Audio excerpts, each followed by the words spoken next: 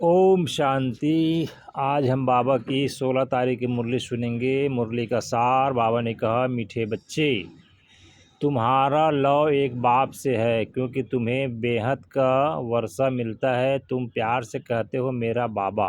प्रश्न, किसी भी देहधारी मनुष्य के बोल की भेंट बाप से नहीं की जा सकती, क्यों? उत्तर, क्योंकि बाप का एक एक बोल महावाक्य है। जिन महावाक्यों को सुनने वाले महान अर्थात पुरुषोत्तम बन जाते हैं। बाप के महावाक्य गुलगुल अर्थात फूल बना देते हैं। मनुष्य के बोल महावाक्य नहीं, उनसे तो और ही नीचे गिरते आए हैं। गीत, बदल जाए दुनिया ना बदलेंगे हम। ओम शांति। गीत की पहली लाइन में कुछ अर्थ है, बाकी सारा गीत कोई काम का नहीं है। जैसे गीता में भगवानुवाच मन मना भव मध्याजी भव, यह अक्षर ठीक है, इसको कहा जाता है आटे में नमक। अब भगवान किसको कहा जाता है, यह तो बच्चे अच्छी रीति जान गए। भगवान शिव बाबा को कहा जाता है। शिव बाबा आकर शिवालय रचते हैं, आते कहाँ हैं? वेश्यालय में। खुद आकर कहते हैं, हे मीठे मीठे लाडले सिकील दे बच्चों, रूहानी बच्चों, सुनती तो आत्मा है ना। जानते हो हम आत्मा विनाशी हैं, यह देह विनाशी है।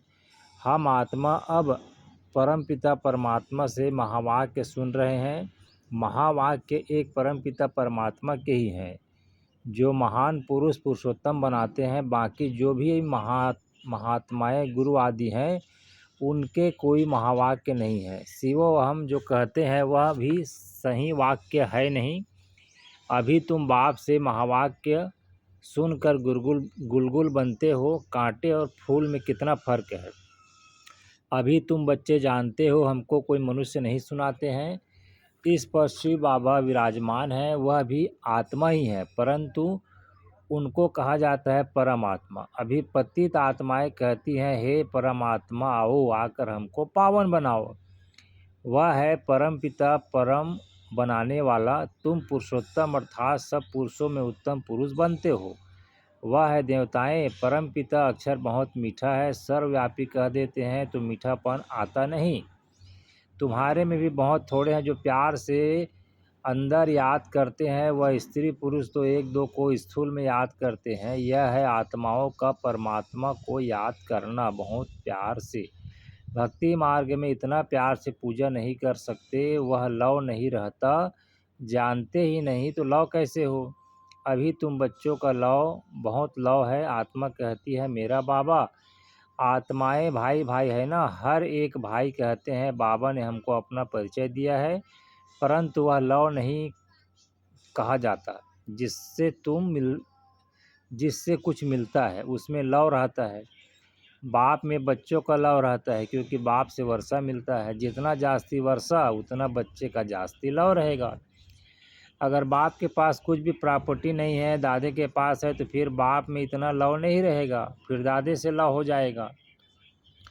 समझेंगे इससे पैसा मिलेगा। अभी तो है बेहद का बाप। तुम बच्चे जानते हो हमको बाप पढ़ाते हैं, यह तो बहुत ही खुशी की बात है। भगवान हमारा बाप है। जिस रास्ता बाप को कोई भी नहीं जानते हैं, न जानने के कारण फिर अपने को बाप कह देते हैं। जैसे बच्चे से पूछो तुम्हारा बाप कौन, आखिर में कह देते हैं हम। अभी तुम बच्चे जानते हो उन सब बापों का बाप है जरूर। हमको जो अभी बेहद का बाप मिला है, उनका कोई बाप है नहीं, यह है ऊंच से ऊंच बाप। तो बच्चों के अंदर में खुशी रहनी चाहिए। उन आत्माओं, बाबा ने कहा, उन यात्राओं पर जाते हैं तो वहाँ इतनी खुशी नहीं रहेगी, क्योंकि प्राप्ति कुछ है नहीं। सिर्फ दर्शन करने जाते हैं, मुफ्त में कितने धक्के खाते हैं। एक तो यह टिप्पण घिसी, दूसरा फिर पैसे की टिप्पण घिसती। पैसे बहुत खर्च करते, प्राप्ति कुछ नहीं। भक्ति मार्ग में अगर आमदनी होती तो भारतवासी बहुत साहूकार हो जाते। यह मंदिर आदि बनाने में करोड़ों रुपया खर्च करते हैं। तुम्हारा सोमनाथ का मंदिर एक नहीं था, सब राजाओं के पास मंदिर थे। तुमको कितने पैसे दिए थे? 5000 वर्ष पहले तुमको विश्व का मालिक बनाया था। एक बाप ही ऐसे कहते हैं।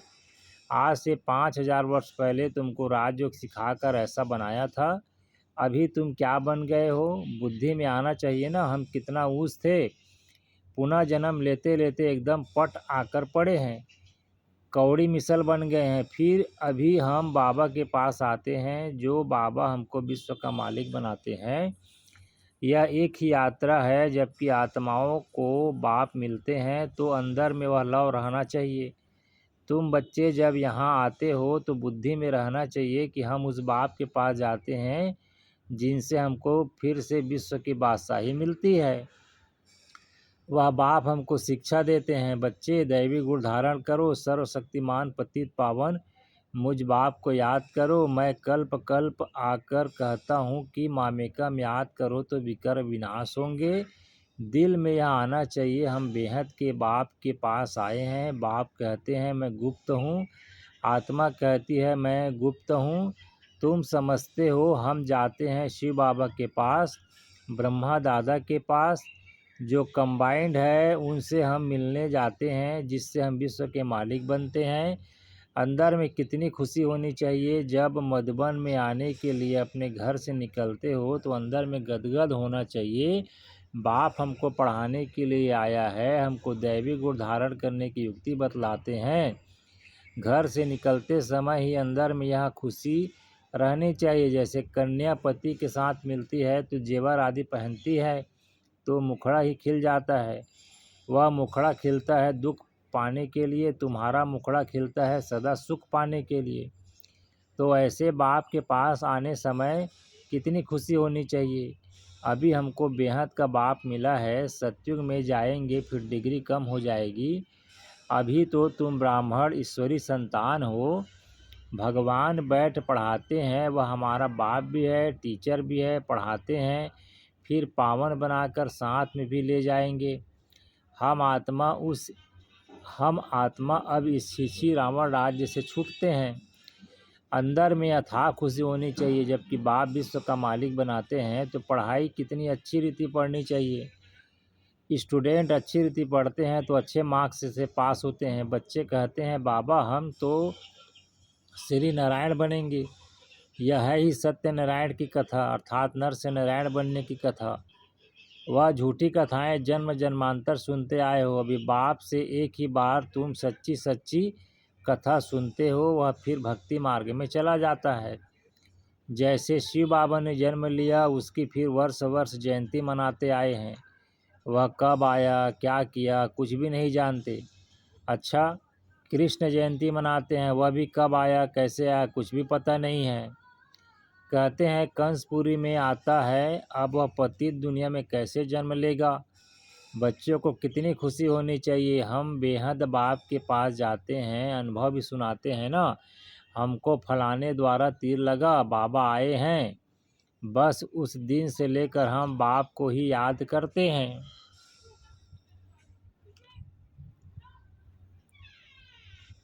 यह है तुम्हारी बड़े से बड़े बाप के पास आने की यात्रा। बाबा तो चैतन्य है, बच्चों के पास जाते भी हैं, वह है जड़ यात्राएं। यहाँ तो बाप चैतन्य है, जैसे हम आत्मा बोलती हैं वैसे परमात्मा बाप भी बोलते हैं शरीर द्वारा। यह पढ़ाई है भविष्य 21 जन्म शरीर निर्वाह के लिए, वह सिर्फ इस जन्म के लिए। अब कौन सी पढ़ाई पढ़नी चाहिए, वह कौन सा धंधा करना चाहिए। बाप कहते हैं दोनों करो। सन्यासियों में सब घर बार छोड़ जंगल में नहीं जाना है, यह तो प्रवृत्ति मार्ग है ना। दोनों के लिए पढ़ाई है। सब तो पढ़ेंगे भी नहीं, कोई अच्छा पढ़ेंगे, कोई कम, कोई को एकदम झट तीर लग जाएगा, कोई को तवाई मिसल बोलते रहेंगे। कोई कहते हैं हाँ हम समझने की कोशिश करेंगे, कोई कहेंगे यह तो एकांत में समझने की बातें हैं। बस फिर गुम हो जाएंगे। कोई को ज्ञान का तीर लगा तो झट आकर समझेंगे, कोई फिर कहेंगे हमको फुर्सत नहीं, तो समझो तीर लगा नहीं। देखो बाबा को तीर लगा तो फट से छोड़ दिया ना, समझा बादशाही मिलती है। उनके आगे यह क्या है। हमको तो बाप से रजाई लेनी है। अभी बाप कहते हैं वह धंधा आदि भी करो, सिर्फ 1 हफ्ता यह अच्छी रीति समझो। गृहस्थ व्यवहार भी संभालना है, रचना की पालना भी करनी है। वह तो रच कर फिर भाग जाते हैं। बाप कहते हैं तुमने रचा है तो फिर अच्छी रीति संभालो। समझो, स्त्री अथवा बच्चा तुम्हारा कहना मानते हैं तो सपूत है, नहीं समझते हैं तो कपूत हैं।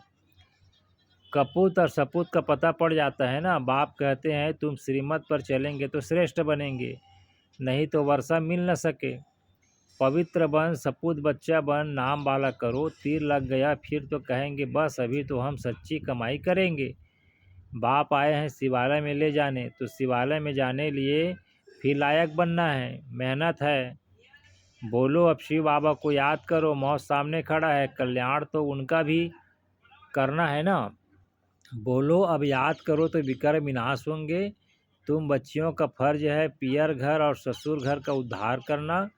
जबकि तुम्हें बुलावा होता है तो तुम्हारा फर्ज है उनका कल्याण करना, रहम दिल बनना चाहिए। पतित तमो प्रधान मनुष्यों को सतो प्रधान बनने का रास्ता बताना है। तुम जानते हो हर चीज़ नई से पुरानी जरूर होती है। नर्क में सब पतित आत्माएं हैं, तब तो गंगा में स्नान कर पावन होने जाते हैं। पहले तो समझे कि हम पतित हैं, इसलिए पावन बनना है। बाप आत्माओं को कहते हैं मुझे याद करो तो तुम्हारे पाप नष्ट हो जाएंगे। साधु संत आदि जो भी हैं सबको यह मेरा पैगाम दो कि बाप कहते हैं मुझे याद करो। इस योग अग्नि से अथवा याद की यात्रा से तुम्हारी खाद निकलती जाएगी। तुम पवित्र बन मेरे पास आ जाएंगे, मैं तुम सबको साथ ले जाऊंगा। जैसे बिच्छू होता है, चलता जाता है, जहाँ नर्म चीज़ देखता है तो डंक मार देता है। पत्थर को डंक मारा क्या करेगा। तुम भी बाप का परिचय दो, यह भी बाप ने समझाया है। मेरे भगत कहाँ रहते हैं, शिव के मंदिर में, कृष्ण के मंदिर में, लक्ष्मी नारायण के मंदिर में। भगत मेरी भक्ति करते रहते हैं, है तो बच्चे ना। मेरे से राज्य लिया था, अब पूज्य से पुजारी बन गए हैं। देवताओं के भक्त हैं ना। नंबर 1 है शिव की अभ्यभिचारी भक्ति, फिर गिरते गिरते अभी तो भूत पूजा करने लगे हैं। शिव के पुजारियों को समझाने में सहज होगा। यह सब आत्माओं का बाप शिव बाबा है, स्वर्ग का वर्षा देते हैं। अभी बाप कहते हैं मुझे याद करो तो विकर विनाश हो। हम तुमको पैगाम देते हैं। बाप कहते हैं पतित पावन ज्ञान का सागर मैं हूँ, ज्ञान भी सुना रहा हूँ, पावन बनने के लिए योग भी सिखा रहा हूँ, ब्रह्मा तन से मैसेज दे रहा हूँ। मुझे याद करो, अपने 84 जन्मों को याद करो। तुमको भगत मिलेंगे मंदिरों में और फिर कुंभ के मेले में। वहाँ तुम समझा सकते हो पतित पावन गंगा है या परमात्मा।